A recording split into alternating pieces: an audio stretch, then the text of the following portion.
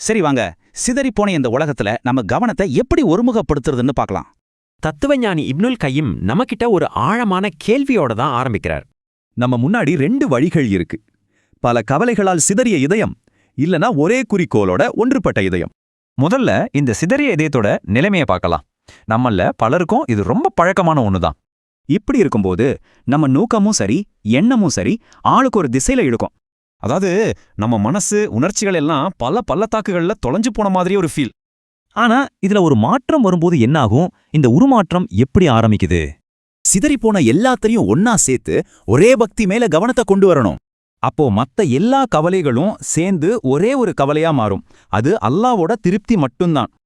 இந்த மாற்றம் நடந்ததும் இதயத்துக்குள்ள இருக்கிற குழப்பம் எல்லாம் போய் ஒரு தெளிவு பிறக்கும். இப்போ இதயத்துல இறை நினைவு, அன்பு, ஏக்கம், ஆறுதல் இந்த மாதிரி விஷயங்கள் தான் நிறைஞ்சிருக்கும்.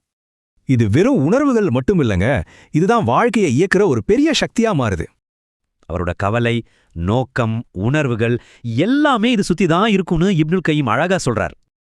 இந்த பழங்கால ஞானம் நம்ம கிட்ட ஒரு கேள்வியை விட்டுட்டு போகுது. உங்க இதயம் எங்க ஃபோக்கஸ் பண்ணுது?